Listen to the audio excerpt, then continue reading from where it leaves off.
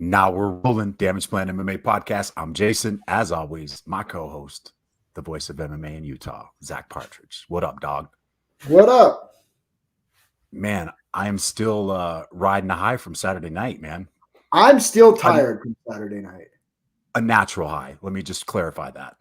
A natural high from Saturday night. Dude, what a freaking great night of fights. Fierce Fighting Championship 18. It's a great night, man. I mean, the fights didn't disappoint. Oh, great. We got these two on here laughing at me. Oh, already starting early. It's already starting. But yeah, man, it was a great night. The atmosphere was live. Like, I love the way they moved the cage closer so that the fans were closer. It was a great atmosphere. Yeah, it was great. It was pretty great. Somebody did pretty good job of matchmaking. I think so. I think you did a damn good job. I can't. I'm not here. I mean, all honesty, as much as I would love for everybody to tell me how great I did. I mean, Cody matched quite a bit of the card before we were even brought in, and Steve Ergel helps out quite a bit too. So, so shout out to those guys as well. This was one of the first cards. I don't know how many fights, and when we go through and break these fights down, we'll figure it out which ones. But there were so many fights that round one was dominated by one fighter, and then round two's dominated by the other fighter. Like, it was crazy. Like, it was evenly matched fights all night long. It was insane.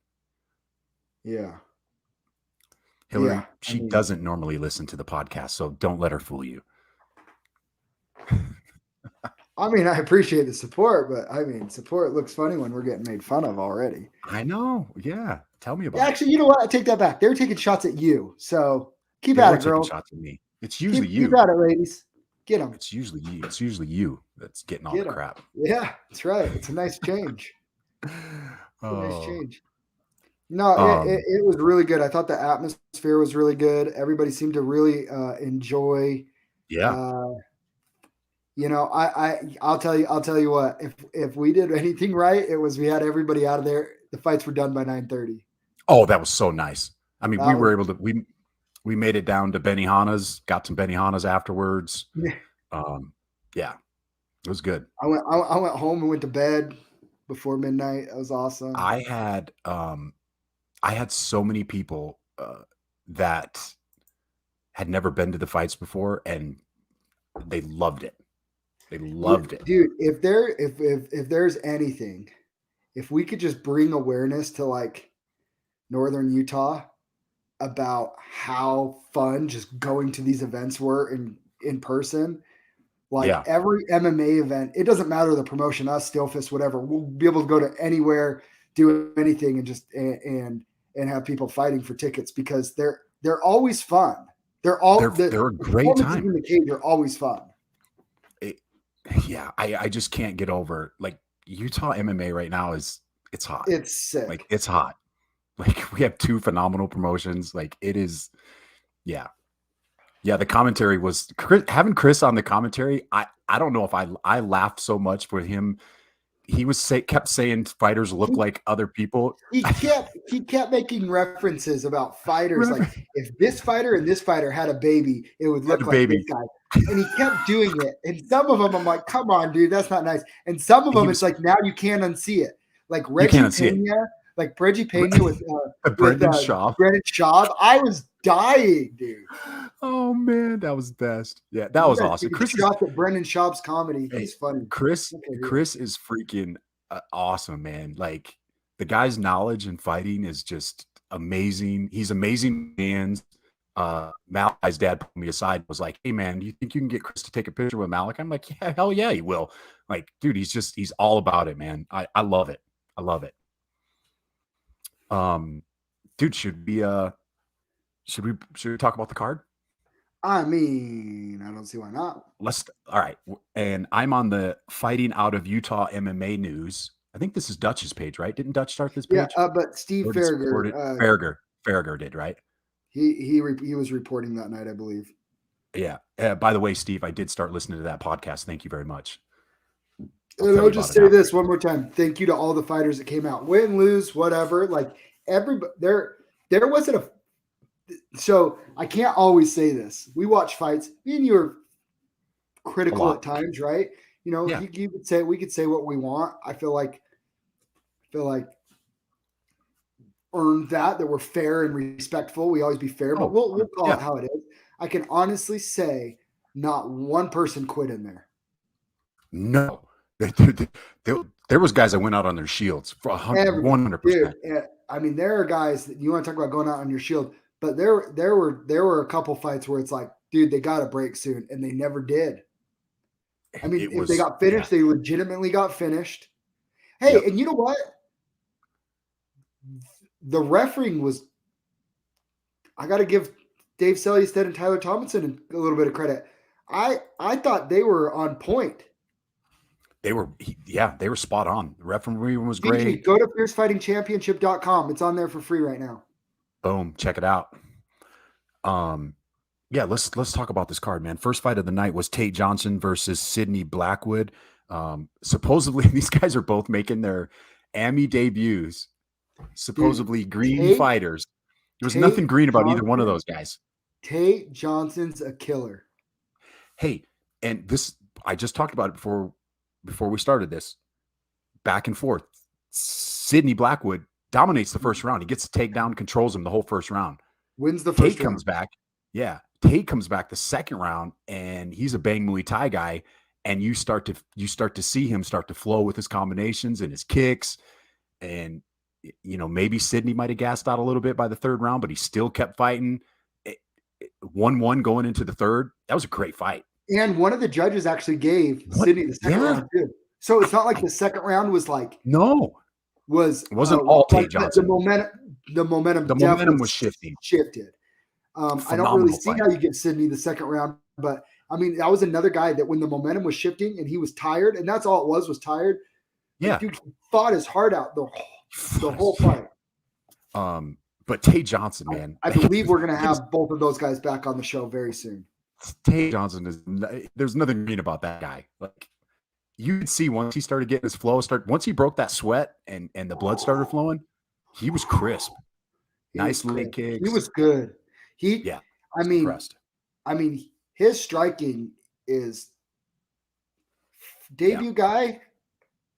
That's a good fight. Props to both of those young kids. We will definitely see both of those guys back. Next fight of the night was Steve Ergel's son, Jason Ergel, and Caden Bentley. Jason Ergel gets the third round rear naked choke. Another entertaining fight. A little bit of back and forth in that one as well. Caden missed weight. We will note that one. Yeah. But yeah, props out to Jason. He's 2-1 now, if I'm not mistaken. Yep, 2-1. Yeah, 2-1 now. He did a really good job just controlling the fight. He's only 18 years old. Yeah. Thanks, man. Appreciate it, man. He did a good job controlling on the ground. He was talking. I know he wasn't talking about me, but yeah.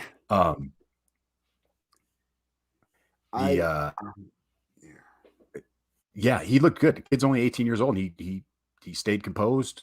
Great groundwork. I saw a head kick come from him too. So the kid's got some agility with those leg kicks. Well, he's 6'5". Yeah. Well, look at his dad. His dad's a monster too. You know, 6'5". That helps. Next fight was Kobe Fur and Desmond Monobot. Fur wins second round ref stoppage, elbows from the ground and pound crucifix position. Dude, Kobe's wrestling. You better be legit if you're fighting Kobe, because he is, and Chris called it on the podcast because he's trained with him before, not on the broadcast.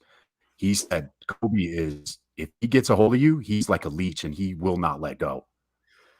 It's not the initial shot, it's the reshot till he gets his takedown. He is relentless. And you got Jake Shields and Eric Nixick in your corner. You're doing something right. He's special. He has some things that he's gonna have to work on. There are a few things he's gonna have to work on. In the cage, dude, put that kid in a cage.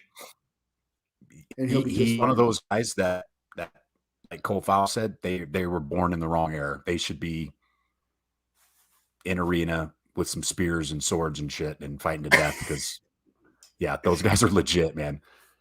Yeah. But Desmond, I mean, we knew impressive. We knew this was going to be kind of the wrestler versus striking matchup. And actually, Desmond showed some great resilience on the ground. He got up a couple of times. He tried to reverse position. Like you said, shot after shot after shot, eventually just smothering. Shout out to our boy Trevor Bradshaw. First round mounted guillotine against K.L. Myers. Trevor looked good, man. Trevor 2.0, right? I saw you. That's what I said. It's Trevor 2.0. And you know what sucks is I really thought that we were seeing Trevor 2.0 against Connie, and then he got clipped with something weird. And it was just one of the most bizarre finishes. But yeah. Trevor looks – here's the one thing that I don't think Trevor gets enough credit for. His hands are so fast. Fast. Yeah. He has fast hands, like fast hands. He dropped Meyer pretty quick in that first round. Yeah. And then he ended up popping back up. But yeah, great. Dude, it's awesome to see Trevor because we know what he puts into this and what he's been through in his career and what he'd been through the day of the fight. For him to come in there and do that was super impressive, man. And he did it. Yeah, like with his grandpa passing away, and he buried his grandpa earlier that day. And day, yeah. I thought that was one of the more impressive performances of the night because Kaio was he's Hawaiian. He was coming to fight. He was coming to fight. And but yeah, that was a good fight. Great fight. Next up was Israel Gonzalez defeats Alex Poynar, first round TKO. That was a little weird. We didn't really see what happened. I ended up rewatching the video, and from what I saw, Aleko went for a takedown and got the takedown, but then Israel basically flipped him over. He uses butterfly hooks to flip him up and over, right? Butterfly hooks flipped him up and over, and Aleko basically landed on his head. And as he was kind of going away, Israel comes back with a couple hammer fists and ended up finished fight. So it was an impressive performance for Israel. Both he ended up missing weight too, unfortunately. Yeah, he missed weight by a little bit, but he had some travel issues. I mean, can't be too critical, but at the same time, I think he could have done a little bit more. But I mean, is what it is. He won. Yeah, he got the win, and good performance from Israel Gonzalez. He performed well. Nice kid, humble kid. Really like him a lot. He was great on the podcast. I'd love to see him back too. Next up, this was probably my, I'm not going to call this one my fight of the night. My performance of the night was Will Smith versus Johann Rubio because Will Gibson. I don't know why I was reading it off of here. I see what you said too. Will Gibson, we had him on the podcast. Super fun guy. We know Johann Rubio. We know what he brings to the table. And Will is special. He's big. He's athletic. He's fast. Chris Curtis told us before they went live and before they touched gloves, he said, Johann will not want to stand with this guy because he is smooth on his feet. And we've seen Johann with good strikers before. Great strikers before. And I don't know what it was. I'm not going to make excuses for the guy, and I know he's not either, but it seemed like maybe the speed and the length, and he was changing stances a lot too. Maybe have been causing him a little bit of problems. I don't know if that was it, but Will is going to be a guy to watch for, man. You don't just come up to Utah on short notice and beat a guy like Johann like that. Well, let's be honest and let's be frank right now. Yeah. We were all kind of like, really? You're 3-0 as an amateur, and you're going to come up and make your pro debut on short notice against a guy that went 9-0 as an amateur and 1-0 and has 10 fights and 10 finishes? Like, really? Like, we kind of took it as who okayed this? Yeah, I know. You and I talked about it off air. We're like, okay, and wow. But when we seen him at the weigh-ins, we're like, this guy's like, you could tell he was athletic. He was big. He looked good. He was confident. and a great guy too. We had him on the podcast. Great guy. Yeah, that was impressive. Wow. I was impressed. We all know how tough Johann is, and that was the other thing. Don't take anything away from Johann. There were times he could have easily just covered up, let the refs stop the fight. That ain't Johann. I know, but I'm just saying. Yeah. I'm just saying. There's a lot of fighters. He's getting touched like that. That it would curl up, and you gotta give respect to Johann for, dude. That 10-second clapper in the third round, he starts swinging even harder to try and take off his head. Like, I mean, and again, Johann, he was the lead ticket seller. He had the most people there to watch him. Dude, like, that's why. It's not because you're undefeated. It's because even if you lose, you're going to lose going out on your shield. And that's the type of person, he's the type of person, he's the type of guy that everybody loves to support, right? And you know what? He's just going to come back even better now. He is. Yeah. And I mean, I wouldn't want to be the next guy. We'll see, but we might have that fight lined up. It just depends on when Johann's ready. But I mean, it's going to be a good fight. Probably my most anticipated fight after the face-offs, because these guys didn't blink at each other after they were facing off the night before at the weigh-ins. You skipped Kent. You skipped Kent's fight. Oh, because Kent. Sorry, it wasn't in order. Okay, fight of the night. I think everybody is in agreement. Kent Mafaleo and Sam Sproyer, fight of the night. But once again, another one, round one. Kent pretty much won round one, right? That round goes 5 more seconds to get the finish. I didn't even think Sam was going to come out for the second round on the broadcast. I'm like, dude, he's done.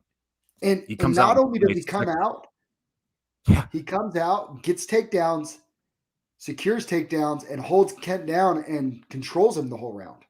And he shot with that punch up high and shot right down for that takedown. And he holds Kent down the whole second round.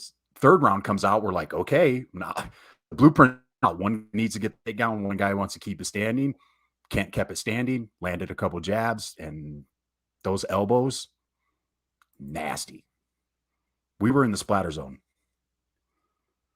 Yeah, it was rough. I mean, there's the Cage Side Doctor has a YouTube channel, and he posted the videos of him stitching up Sam Sprower. And stitching up his head. That was wow. Dude, Sam, and you know what though? Here's the thing. Everybody's talking about Kent, and I love Kent, and he did great. Yeah. And that was a good fight for him. He had to dig deep. He really had to learn how to make in-cage adjustments. He even talked about, kind of let him get his legs and his energy back for the third round so he could get the finish. That sometimes doesn't work, but it worked. Like, he did everything he had to dig deep. That takes a lot of energy to take somebody like Kent down, but Kent kept trying to pop up, especially in the first round. And I speak volumes. The toughness of Sam Sprower to last as long as he did was incredible. He's a warrior. He's another warrior. Like, I mean, that guy. So he just fell to 1-4. I would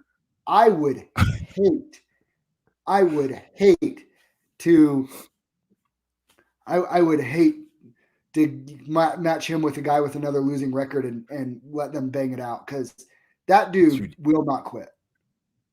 No, like I said, after that first round, he was and he wasn't done clearly, but it looked like he was done after the first round. He was on a stool huffing and puffing. Kent's riding high, and for him to come back, man, another super impressive fight. So yeah, shout out to Sam too for leaving it all in the cage, because he definitely left it all in the cage. Kent has lived up to what he said the fight before. He wants to be the most violent man heavyweight in Utah. It's very hard to argue against that right now. All right, now we're going on to my most anticipated of the night, after I had to separate these two from the face-off the night before. These guys didn't want to get out of each other's face. David Balea and Ben Hollier. Balea gets the Americana, or as he told us, the Balea arm lock, or the Sneaky Pete is what it's called. I learned that this morning. The Sneaky Pete. The Sneaky Pete. Yep. That's what it was called. Yeah. He told us because we couldn't see what it was, what he caught him with from our angle. So Chris and I asked him as you were walking to the cage, and he came over to Chris and I and said, "It's the Balea arm lock." He said, and for those of you that listen to the post-fight interview, he is, and I'm not lying, related to Hulk Hogan. So that explains the post-fight interview. We'll just let you guys. Oh, I forgot that. He is related to Hulk Hogan. So that post-fight interview, his manager told me that, and I forgot that. Dang it. He is something on the mic. Let's just put it that way. Well, so he did catch a young featherweight's attention here in Utah when he said that. Oh, did he? Julian Ruiz would like to fight him later this year. He has publicly stated. Oh, okay then. Apparently, Julian immediately. So Julian is scheduled to fight with us on April 30th with a different opponent that will be announced as soon as that contract's done. And then after that fight, he would like to see Dave Balea in the fierce cage. That's a big step up for Julian. It's a lot of experience. Stylistically, it's really interesting because Julian can, he can box and he can crack. And he can wrestle. And he can wrestle. And so, but Balea obviously is, Ben Hollier can wrestle. We know what Ben brings to the cage. And so, and Ben's going in for surgery this week for his arm. So I like Balea. I want to get him back on the podcast. Balea. He's a stud. I like it. He cut a nice little promo right there. Mason, did he leave with any sister wives? I don't know. People were booing him, so I don't know if the crowd didn't seem to like it. Here's the other thing too, right? Everybody knows. So he takes a little jab at the Mormons. Everybody knows I'm Mormon, right? Like this isn't a surprise to everybody. There's some things like that. Like I don't think he was being disrespectful. I think he was just having fun with the moment. I think he was just playing. Like I didn't take any offense by it. I thought it was funny. It's just me. Like sometimes when people are being outlandish and stuff like that, like you just gotta like recognize that it is for what it is, and just it's fine. He wasn't trying to be super disrespectful. And if you remember him because of that and not his performance, he did his job, right? Now he did his job. Now next time he gets announced that he's fighting on a Fierce Fighting Championship card, everybody's gonna go, "Ooh, I hope he loses," and they want to come watch him lose. They're gonna come watch him. Oh, he was fun. He was dancing on the way out. He was having fun inside. He was talking to Ben. He was dancing inside the cage. He was dancing inside the cage. The guy's fun. Next up, another banger of a fight. Carson Hartman and Connie Carrera. Dude, Carson, he's down two rounds to none going into the third. Connie's winning the fight. I thought 2 rounds to none. I don't know if it was 2-2 down 2-0. Maybe one. Maybe Carson towards the end. I think it was 1-1. I'd have to watch it again. Sagen, great matchup. Spot on, Sagen. Those liver kicks that Connie throws. Ooh. And we saw that in the Mitch Ramirez fight too. And Mitch I won't say what he said, but I won't air it out there. But let's just say he kicks very hard. Yeah. And you saw that in there. Dude, impressive win by Carson Hartman. That guy he's another guy that just leaves it all in the cage. He will not quit. You're going to have to turn his lights out. Dude, and I kept saying it. Chris Curtis is like, it's I could not stop. I kept saying it on the broadcast. No, I've seen this guy take beatings and come back and win. I've seen it time and time again. I will not believe Carson's fight is over until his lights are out or until he taps. Oh, I wouldn't be surprised if he has a cracked rib or something, because I want to text him right now. He even I did see Connie look like he broke his hand. And he broke his hand in his orbital. And his orbital bone, yeah. But man, he just keeps coming too. He was another one. I think he said he broke his hand in the first round. Dude, so Connie, it was kind of interesting, and this is, and I love Connie. I mean, a great fight. He always has been. Every time I've seen him, it's just been super entertaining. Yeah. I noticed something, right?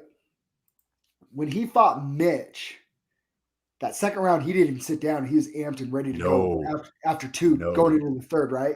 And you remember Mitch was like, "You got to be kidding me!" I know. Right? Yeah. Connie didn't have, and whether it was the injuries or what, but he didn't have that same energy because Carson was ready to match his pressure. That pressure, yeah. Carson, he just kept coming forward. People don't understand. Carson hits like a brick, right? Obviously. Yeah. But he wears people out with his pace too. He weaponizes his cardio. Yep. Yeah, so impressive you performance. have to beat Carson. The times I've seen him beat, he got caught against Seiler, who's just a more experienced guy, right? And we all know how tough and durable Steve Seiler is. But he got caught by Steve Seiler. But every other time I've seen Carson, if somebody gets the better of him, they can match his cardio and just have insane pace, and then 2, they can dish out as much punishment as they can take. Yeah, it's true, man. Because he's an animal. That's what Carson does. He weaponizes his cardio, pressure, and then he takes punishment and he gives it. And he wins way more often than not. I look forward to seeing both of those guys back in the cage as well. Next up, we had take some time, but yeah, Carson, yeah. Next up, we had Reggie Pena, aka Brendan Shaw, and Eric Wallin. Eric the Machine Wallin. TKO first round. Those guys were throwing some leather, man. That was one that I just thought whoever connected with the right punch, and Pena connected, and he ended up getting the TKO in the first round. But yeah, those guys were throwing some shots. In fact, Eric rocked him slightly right before he got finished. He actually was rocked a little bit. So didn't Reggie come up from Florida? Tampa Bay on short notice too, right? Yeah, like 2 weeks. Cut 30 pounds in 2 weeks, 25 pounds. Yeah, 30 pounds in 2 weeks. Yeah, people don't understand. When people say, "Oh, whatever with Wallin," bro, Eric Wallin, like the way that those two were throwing, that was going to be one or the other of them any minute. Oh yeah. That was one of those fights where it was like even I think it was Chris Curtis that said Wallin didn't even do anything wrong. He just got caught by the right punch. Yeah, like I said, he actually rocked Pena. It just wasn't right on the button like Pena's punch was on Wallin. Like he just got caught. Those two are so big. What do you think both those guys weighed in? It was a light heavyweight fight, right? 205. They're easily both over 220, 225. They were big. Pena's huge. And Eric's a big, yeah. He's a big, yeah. Next, this was another great fight too. Ben Eagley and the Mongol Armasana. That was another one where I felt like the Mongol was winning. He was winning, and Chris Curtis called that on the podcast. He said he better be careful because he had gotten his head in the guillotine choke earlier in the first round, and he keep getting his head there. He's going to get caught, and sure enough, Ben caught him. Ben was on his back. You could see him fishing that arm in there. Got it in deep, and that it is. I'll say this, and again, I said it on the broadcast. I'm not saying this to brag, but like the submission that I've caught people that are better than me, and I fully admit they're better than me. But once in a blue moon, you catch somebody better than you in something. It's usually a guillotine, because you're usually so comfortable fighting those off that you're like, you don't always address you kind of get lazy and get a little comfortable with it. I think that's what he did. Yeah. There's a guy at our gym that, he is light years better than me everywhere. I mean, my roles with him, I feel like a white belt, nothing. Right. And no, it's not Mason. So don't let him try and tell you that it is. But I did catch him not too long ago, and it's with a guillotine. And he even said, he's like, man, that was nice. He's like, man, I really didn't even think you could get it. Yeah. It's just sneaky. Sometimes it's just sneaky. Ben got a little emotional on the mic afterwards too. He needed that win. Yeah, he did. That was a big win for him. And I got to admit, I think both you and I were on the same page with this. We were a little worried because he had a little rough weight cut the night before. He didn't look good, but he came in there. He's a big 155er too. He's a big kid. Mason, I guillotine you like twice a day. Next up, to round out the night, Josh Wick defeats Kane Carrizosa. First round TKO. I think there was only like 2 seconds in, but I don't think Kane would have came out for the second round. His leg was. Josh Wick is a problem. The White Mamba is a problem. And we knew going into that fight because we heard through the grapevine, Josh Wick, and I don't think it's any secret if you watch his fights, he likes those calf kicks. He likes the calf kicks, and he used those calf kicks very effectively in that fight with Kane. Timeout. Mason, that's because the last time I tapped you, you just went to sleep. You didn't tap. He doesn't remember. You don't remember. There's a lot you don't remember. Yeah. Oh. No, Wick's, when you say Wick's a problem, like the dude's, his striking is so clean. He does need to start setting up that calf kick though. He came right out and fired it too. That's how people break their legs. I think both you and Curtis mentioned that because he came right out and fired 2 right off the bat. Just bat. Yeah, he's hopefully we can get him on the podcast next time he wants to fight. I'd like to talk to that kid. He's getting there. He's close. He might be getting the call soon. What is he? I think you'll see him. 12 and 5? I think you'll see him in the Fierce Cage in April. Hey, if you were paying attention to the fight cards on the flip side of it, you saw a couple of the people who are going to be on that April card. Yeah, so he's 12 and 6 now, by the way. So we got Julian Ruiz, right? We got our boy Colt Schaefer. We got Steve Seiler. We got my boy Plant Daddy Joe Haro back on. Who am I missing? I missed one, didn't I? Let me see. Steve Seiler. Mitch Ramirez. Schaefer. Mitch was on the poster. That's Joel. Cole. I believe we'll be looking to book Dustin Winter to defend his 145 title against a local name that people will like. Julian will be on the card. I believe Kent will be back on the card. Jerome Hatch will be back on the card. And then there's another handful of fights that I look forward to announcing who will be on the card soon. That was a fun night. It was a fun night. That was a great night. 2 weeks away from Stillfist now. 2 weeks. And the return of Ben Moa. He looks good.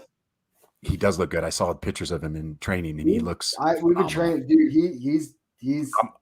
I'm really interested in that fight because Jesse's a big kid. He looked good in his last fight. He's stepping up, but he knows it. He knows. We will have a couple fighter interviews on Friday for some guys that are fighting on there. We've already had Dave Maggio on, and who else did we have on? We had 2 guys on from that fighting on that card. Dave Maggio and I just lost my train of thought. Anyways, we'll get some more of those Steel Fist guys on. Let's pack the house there too. Let's pack the house, baby. Anything else? What else did we miss? Did we miss anything? Eagle Fighting Championship. I didn't get to watch yet. I heard the Bellator card was pretty good. I didn't get to watch that. Bader's still on top. I didn't think he was going to beat the Russian. He broke the trend.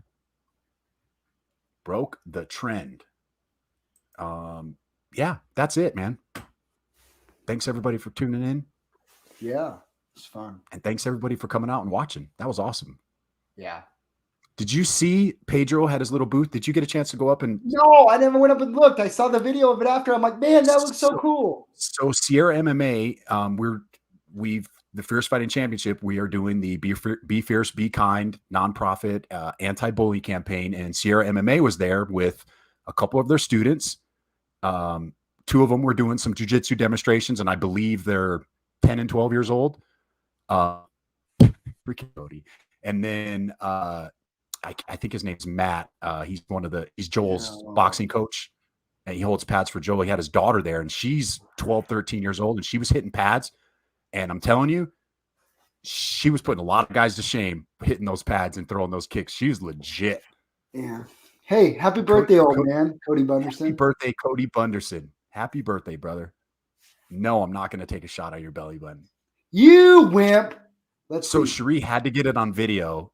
So for those of you that I went out to dinner with Aleko and the family afterwards, and we went to there, and everybody was taking sake bombs. And I said, if Aleko takes the sake bomb, that I would do one. So I had to do a sake bomb. And for those of you who don't know, I'm not a drinker. You're a raging alcoholic. Are you would think so. Watching the podcast, you'd think I'm a freaking. You're doing sake bombs. You're doing body shots on post. You're doing shoes, body shots. You alcoholic. I think Zach should do the shot off your stomach. Nope. Freaking Joel. No. Yeah, Joel. No. Give in to peer pressure, Jason. See, everybody wants it from you. They don't want it, dude. I don't drink. I've never drank. I don't drink. I'm going to be getting people trying to send me to AA. This is ridiculous. I got a phone number. I'll give it to you to call. Joel and Jason. Oh, this podcast is taking a turn. Well, we better get off before it gets worse. All right, we're getting out of here. We'll see you guys on Friday with a couple fighter spotlight interviews and the UFC breakdown. Appreciate all the support, you guys. We out.